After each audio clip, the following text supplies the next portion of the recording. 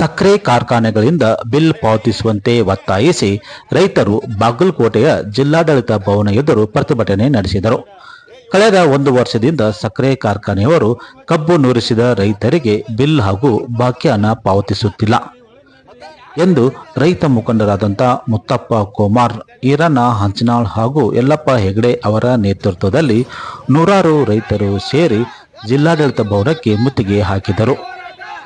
ಜಿಲ್ಲಾಡಳಿತ ಭವನ ಒಳಗೆ ಹೋಗಲು ಪೊಲೀಸರು ತಡೆ ಒಡ್ಡಿದ್ದರಿಂದ ರೈತರ ಹಾಗೂ ಪೊಲೀಸರ ಮಧ್ಯೆ ಮಾತಿನ ಚಕಮಕಿ ನಡೆಯಿತು. ಈ ಸಂದರ್ಭದಲ್ಲಿ ಗೊಂದಲಮಯ ವಾತಾವರಣ ಸಹ ನಿರ್ಮಾಣವಾಗಿತ್ತು. ನಂತರ ರೈತರು ಪೊಲೀಸ್ ಹಾಕಿರುವಂಥ ಬ್ಯಾರಿಕೇಡ್ ನುಸುಳಿ ಒಳಗೆ ನುಗ್ಗಿದರು. ಜಿಲ್ಲಾಡಳಿತ ಭವನದ ಪ್ರಮುಖ ದ್ವಾರದಲ್ಲಿ ಕುಳಿತುಕೊಂಡು ಸರ್ಕಾರದ ವಿರುದ್ಧ ಘೋಷಣೆ ಹಾಕಿದರು. ನಂತರ ನೂತನವಾಗಿ ಆಗಮಿಸಿದ್ದಂಥ ಜಿಲ್ಲಾಧಿಕಾರಿ ಸಂಗಪ್ಪ ಎಂ, ಜಿಲ್ಲಾ ಪಂಚಾಯತ್ನ ಮುಖ್ಯ ಕಾರ್ಯನಿರ್ವಹಣಾಧಿಕಾರಿ ಶಶಿಧರ್ ಕುರೇರ್ ಹಾಗೂ ಎಸ್ಪಿ ಅಮರನಾಥ್ ರೆಡ್ಡಿ, ಆಹಾರ ಇಲಾಖೆಯ ಉಪನಿರ್ದೇಶಕರಾದಂಥ ಶ್ರೀಶೈಲ್ ಕಂಕನವಾಡಿ ಅವರೊಂದಿಗೆ ರೈತರ ಸಭೆಯನ್ನು ಜಿಲ್ಲಾ ಪಂಚಾಯತ್ನ ಸಭಾಭವನದಲ್ಲಿ ನಡೆಸಿದರು. ಈ ಸಂದರ್ಭದಲ್ಲಿ ಆಹಾರ ಇಲಾಖೆಯ ಉಪನಿರ್ದೇಶಕರಾದಂಥ ಶ್ರೀಶೈಲ್ ಕಂಕನವಾಡಿ ಮಾತನಾಡಿ, ಜಿಲ್ಲೆಯ 13 ಸಕ್ಕರೆ ಕಾರ್ಖಾನೆಗಳಲ್ಲಿ 4 ಕಾರ್ಖಾನೆಯವರು ಮಾತ್ರ ಬಿಲ್ ನೀಡದೆ ಬಾಕಿ ಇಟ್ಟುಕೊಂಡಿದ್ದಾರೆ ಎಂದು ಅವರು ಮಾಹಿತಿ ನೀಡಿದರು. ಇದರಿಂದ ರೈತ ಮುಖಂಡರಾಗಿರುವಂಥ ಈರಣ್ಣ ಹಂಚನಾಳ್, ಜಿಲ್ಲಾ ಉಸ್ತುವಾರಿ ಹಾಗೂ ಸಕ್ಕರೆ ಸಚಿವರು ಮತ್ತು ಸಕ್ಕರೆ ಆಯುಕ್ತರು ಏನು ಮಾಡುತ್ತಿದ್ದಾರೆ ಎಂದು ಆಕ್ರೋಶ ವ್ಯಕ್ತಪಡಿಸಿದರು. ಈ ಬಗ್ಗೆ ಅವರೊಂದಿಗೆ ಮಾತನಾಡಿ, ಅವರೊಂದಿಗೆ ಸಭೆಯನ್ನು ನಿಗದಿಗೊಳಿಸಿರಿ, ಅಲ್ಲಿವರೆಗೂ ನಾವು ಹೋರಾಟ ಮುಂದುವರಿಸುತ್ತೇವೆ ಎಂದು ತಿಳಿಸಿದರು. ಸಕ್ಕರೆ ಕಾರ್ಖಾನೆಯವರು ಸುಮಾರು 450 ಕೋಟಿ ಹಣ ಪಾವತಿಸಬೇಕಾಗಿದೆ. ರೈತರು ಸಾಲ ಮಾಡಿ ಬಡ್ಡಿ ಹಣ ಕಟ್ಟಲು ಪರದಾಡುವಂಥ ಸ್ಥಿತಿ ನಿರ್ಮಾಣವಾಗಿದೆ ಎಂದು ಆಕ್ರೋಶ ವ್ಯಕ್ತಪಡಿಸಿದರು.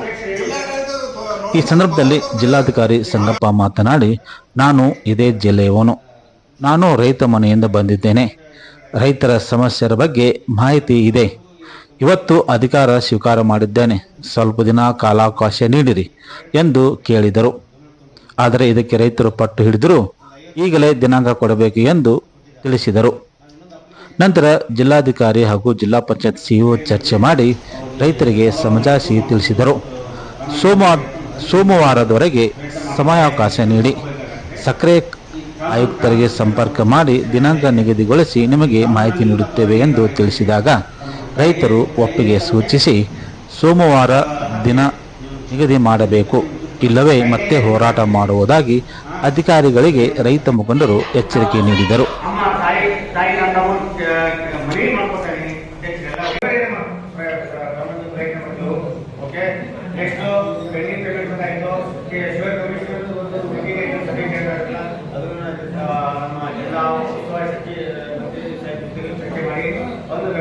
ಶೀಘ್ರವಾಗಿ ಮಾಡ್ತಿತ್ತು. ಆಮೇಲೆ ನಾವು ಕಳಪೆ ನಮ್ಮ ಈಗಾಗಲೇ ತುಂಬಾ ಆಕ್ಟಿವ್ ಆಗಿ ಕೆಲಸ ಮಾಡಿದ್ದಾರೆ. ನಮ್ಮ ಗಮನಿಸಿದ್ರೆ ನಾವು ಸ್ವತಃ ಅವರಿಗೆ ಸೂಕ್ತವಾಗಿ ಕರ್ತವ್ಯ ನಿರ್ವಹಿಸಿದ್ದಾರೆ. ಅದಕ್ಕೆ ನಾವು ಸರ್ಕಾರ 4ನೇದಾಗಿ ಫಾರೆಸ್ಟ್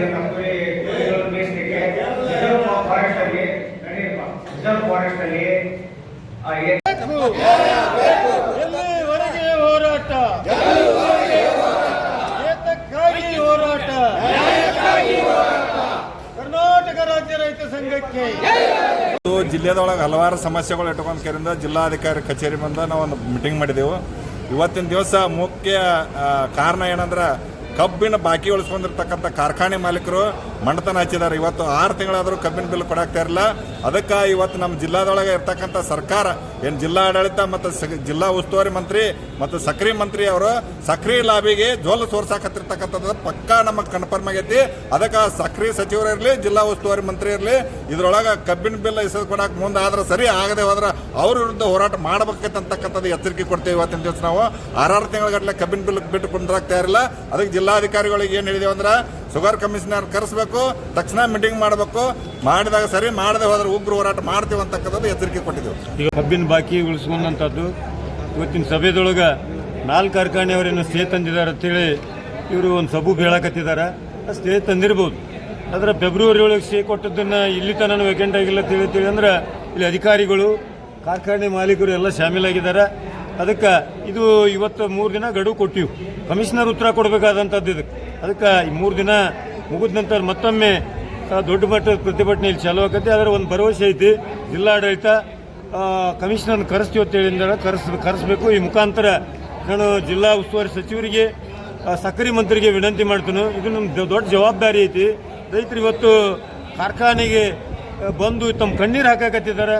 6 ತಿಂಗಳು ಬಿಲ್ ಇಲ್ಲ ಅಂತ ಹೇಳಿದ್ರೆ ಕಣ್ಣು ಮುಚ್ಕೊಂಡು ಕೂತಂತ ಸರ್ಕಾರ, ಆಡಳಿತ ಇವತ್ತು ಭಾಳ ಜನರ ಆಕ್ರೋಶಕ್ಕೆ ಒಳಗಾಗಿದ್ದಾರೆ. ಅದನ್ನು ತಕ್ಷಣ ಪರಿಹರಿಸುವಂಥ ಕೆಲಸ ಮಾಡಲಿಲ್ಲ ಅಂದ್ರೆ ಉಗ್ರವಾದಂಥ ಹೋರಾಟ ಮತ್ತೊಮ್ಮೆ ನಾವು ಹಮ್ಮಿಕೋಬೇಕಾಗತ್ತೆ.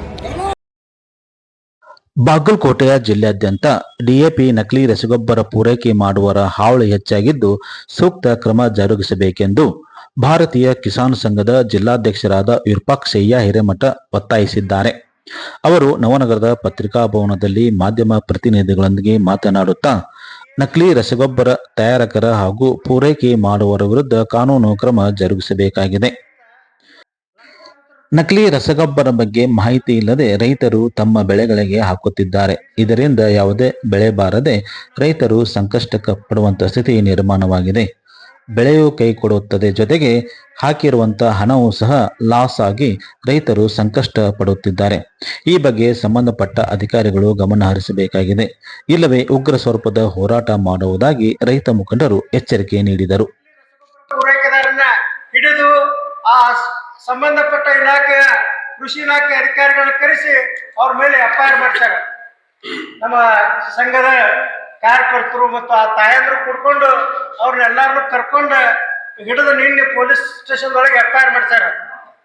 ಮತ್ತೆ ಇನ್ನೊಂದು ಇದು ಒಂದಾದ ಪ್ರಕರಣ ಹಿಡಿದಂದ್ರೆ, ಈಗಾಗಲೇ ಕೆಲವು ದಿನಗಳ ಹಿಂದೆ ಸೀಮಿಕೇರಿಯಲ್ಲೂ ಸಹ ಈ ನಕಲಿ ಡಿಎಪಿ ರಸಗೊಬ್ಬರ ಸಿಕ್ಕೈತಿ. ಅಷ್ಟಲ್ಲದೆ ಇವತ್ತು ಜಿಲ್ಲೆಯಾದ್ಯಂತ ಅನೇಕ ಕಡೆಗಳಲ್ಲಿ ನಕಲಿ ರಸಗೊಬ್ಬರ ಪೂರೈಕೆ ಆಕೈತಿ. ನಮ್ಮದೇನಂದ್ರೆ ಇದು ಯಾರು ತಯಾರು ಮಾಡಕತ್ತಾರ ಅವ್ರನ್ನ ಮೊದಲು ಹಿಡಿದು, ಮತ್ತೇನು ಪೂರೈಕೆದಾರರಲ್ಲ ಅವ್ರನ್ನ ಹಿಡಿದು ಅವ್ರ ವಿರುದ್ಧ ಶಿಸ್ತು ಕ್ರಮವನ್ನು ಸರ್ಕಾರ ಕಠಿಣ ಕಾನೂನು ಕ್ರಮ ಜರುಗಿಸ್ಬೇಕು. ಇದರಿಂದ ನಮ್ಮ ರೈತರು ಏನಕ್ಕಾರಂದ್ರೆ ಮೋಸಕ್ಕೊಳಗಾಗ್ತಾರೆ. ಅವ್ರು ಏನಾಗಿದ್ರೆ ಇಲ್ಲಿ ತಂದಿಟ್ಟು ನೋಡ್ರಿ ರಸಗೊಬ್ಬರ ಬಂದಿರೋದ್ರಿಂದ ನಮ್ಮ ರೊಕ್ಕ ನೀವು ಅಡ್ಗೆಸ್ ಬಂದು ಒಯ್ಬೋದು ಅಂತ ಹೇಳಿದ್ರು. ಹಂಗಾರೆ ನಾವು ಕೆರೂರಿಗೆ ಬರೋದಿಲ್ಲ, ಬದಾಮಿ ಬರ್ತೀವಿ ಅಂತ. ಆಯ್ತು, ಬದಾಮಿ ಬರೀ ಅಲ್ಲಿಗೆ ಬರ್ತೀವಿ ಅಂತ. ಮತ್ತೇನಂದ್ರು ಇಲ್ಲ ನಾವು ಬಾಗಲಕೋಟೆಗೆ ಬರ್ತೀವಿ ಅಂತ. ಆಯ್ತು, ಬಾಗಲಕೋಟೆಗೆ ಬರೀ ಅಲ್ಲಿಗೆ ಬಂದು ಕೊಟ್ಟು ಹೋಗ್ತೀವಿ ರೊಕ್ಕ. ಮತ್ತೇನಂದ್ರೆ ಇಲ್ಲ ನಾವು ಬಡವರಿಗೆ ಬರ್ತೀವಿ, ಜಮಖಂಡಿಯಿಂದ ಬೈಕ್ನ್ಯಾಗ ಬರ್ತೀವಿ, ನೀವು ಬಂದು ಕೊಟ್ಟು ಹೋಗ್ಬೋದು. ಆಯ್ತು, ಕೊಡ್ತೀವಿ ಅಂತ. ಮತ್ತೇನು ತಿಳಿದೇನಿಲ್ಲ, ಅವರ ಹಚ್ಚಿ ಇಲ್ಲ ನಾವು ಕೆರೂರಿಗೆ ಬರ್ತೀವಿ, ಯಾವ ಗಾಡಿ ತೊಗೊಂಬರ್ತೀವಿ, ಇಲ್ಲ ಕಾರ್ ತೊಗೊಂಬರ್ತೀವಿ, ಕೆಂಪ ಕಲರ್ ಕಾರ್ ಗಾಡಿ ತೊಗೊಂಬರ್ತೀವಿ ಅಂತ ಹೇಳಿದ್ವಿ. ಆಯ್ತು, ತೊಗೊಂಬರ್ರಿ. ಎಲ್ಲಿ ನಿಂದಿರ್ಬೇಕಂದ್ರೆ ಬಸ್ ಸ್ಟ್ಯಾಂಡ್ ನಿಂದ ನಾವು ಬರ್ತೀವಿ, ರೊಕ್ಕ ಕೊಟ್ಬಿಟ್ಟು ನಿಮ್ಗೆ ಸಂಜೆ ಮುಂದೆ ಊರು ಕಳಿಸ್ತೀವಿ ಅಂತೇಳಿ ರವಿವಾರ ಸಾಯಂಕಾಲ 5 ಗಂಟೆಗೆ ಬಂದ್ರು ಕೆರೂರಿಗೆ. ಬಸ್ ಸ್ಟ್ಯಾಂಡ್ ಒಳಗೆ ಮಲ್ಲೇಶ್ ನಾವು ಕೂಡಿ ಆ ಗಾಡಿ ಬೈಕ್ ಕಾರ್ ಗಾಡಿಯನ್ನು ಅದ್ರಾಗ ಹತ್ಕೊಂತೀವಿ. ಇಲ್ಲ ಮತ್ತು ನಮ್ಗೆ ಬರೋ ಮುಂದೆ ಏನಂದಿದ್ರಿ, 10 ಪ್ಯಾಕೆಟ್ ಶಾಂಪಲ್ ಬೇಕು, 10 ಪ್ಯಾಕೆಟ್ ಶಾಂಪಲ್ ಬೇಕು, ಆ ಕಾರ್ ಹಾಕೊಂಬರಿ. 10 ಪ್ಯಾಕೆಟ್ ಶಾಂಪಲ್ ಹಾಕೊಂಬಂದಿರಿ ಸರ್. ಹಾಕೊಂಬರೋಣ ಅದು ಬೇಕು ಅನ್ನೋದು ಗೊತ್ತಾಯ್ತು. ಇಲ್ಲ ಇದಕ್ಕೆ ಮೇನ್ ಯಾವ್ದು ನಮ್ಗೆ ಕರೆಸು, ನಾವು ಬಿಡ್ತೀವಿ, ನಮ್ಗೆ ಒಂದು ದೊಡ್ಡ ಬೇಕು ಕರ್ಸು, ರೊಕ್ಕ ತೋರ್ಸೋಣ, ಅವ್ರು ಮಾಲಕನ ಕರೆಸ್ತೀನಿ ಅಂತ ಒಂದಿನ ಪೂರ್ತಿ ನಮ್ಮಂತಲ್ಲಿ ನಮ್ಮ ತೊಡ್ದಾಗಿದ್ರಿ. ಮರ್ದಿನ ಒಂದು ಲೋಡ್ ತರ್ತೀನಿ ಅಂತೇಳಿ ಅವ್ನ ಗುಣ ಬಂದ ಪ್ರವೀಣ್ ಮೇನ್ ಕಳ್ಸೋವನ ಅವನ ಅಮೌಂಟ್ಗೆ ರೊಕ್ಕ ಹಾಕಿದೀವಿ. ಅವನ ಸಿಕ್ಕಿಂದ ನಮ್ಗೆ ಇದೆಲ್ಲ ಸರಿ ಆಗುದಿಲ್ಲ ಅಂತೇಳಿ ಬಡ JDRಗೆ ಫೋನ್ ಹಚ್ಚಿದ್ವಿ. ಇಲ್ಲ ನಮ್ಮ ಕಡೆ ನಮ್ಮ ತೋಟಕ್ಕೆ ಅಂತೇಳಿ ಮಾಲ್ ತರ್ಸಿವಿ, ಅದ್ರೊಳಗೆ 10 ಪ್ಯಾಕೆಟ್ ಐತಿ, ಪಂಚ್ ಕಾರ್ ಗಾಡಿ ಐತಿ, ಇವ್ರು ಹುಟ್ರು ಸಿಕ್ಕಾರ ಬರ್ರಿ ನಮ್ಗೆ ಕಳಿಸ್ತಾರ ಅಂತೇಳಿ ಅವ್ರು ಕರೆಸಿ ನಮ್ಮ ತೋಟದಾಗನ ರೇಡ್ ಮಾಡಿಸಿದ್ವಿ. 10 ಪ್ಯಾಕೆಟು ಬೇಕ್ ಗೊಬ್ಬರ ಅನಂತ ಅವ್ರ ಕಾರ್ ಗಾಡಿ ಸೀದಾ ಅವ್ರು ಬಂದು ಸ್ಟೇಷನ್ ಕರ್ಕೊಂಡು ಹೋಗಿ ನಮ್ಮ ಸಾಕ್ಷಿ ಹಾಕಿ ಎಫ್ಐಆರ್ ಮಾಡಿ ಅವ್ರು ಕಸ್ಟಡಿ ತಗೊಂಡ್ರ. ಇನ್ನೂ ವಿಚಾರ ಇಲ್ಲ, ಅವ್ರ ಹಿಂದ ಜಾಲ ದೂರ ಐತಿ. ಅವ್ನು ಕೇಳಿದಾಗ ಗುಲ್ಬರ್ಗದಿಂದ ನನಗೆ ಮಾಲ್ ಬರ್ಬೇಕು ಅಂತ ಹೇಳ್ತಾನೆ. ಗುಲ್ಬರ್ಗದಾಗ ಅವನ ಹೆಸರು ಏನ ಜಗದೀಶ್ ಏನಂದ. ಇದು ಆಲ್ರೆಡಿ JDRಗೂ ಮಾಹಿತಿ ಇದೆ. ಅವ ಆಲ್ರೆಡಿನೇ ಅವ್ರಿಗೆ ಫೋನ್ ಹಚ್ಚಿ ಮಾತಾಡೋಣ, ಇಲ್ಲ ನಮ್ದು ಐತ್ರಿ, ಸರಿ ಮಾಡಿ ಅಂತ ಏನೋ ಮಾತಾಡೋಣ. ಇದನ್ನೆಲ್ಲ ಪ್ರವೀಣ್ ಹೇಳಿದ. ಪ್ರವೀಣ್ ನಮ್ಮ ಅಕೌಂಟಿಗೆ ಲಕ್ಷಾಂತರ ರೂಪಾಯಿ ಟ್ರಾನ್ಸಾಕ್ಷನ್ ಮಾಡ್ತಾನೆ.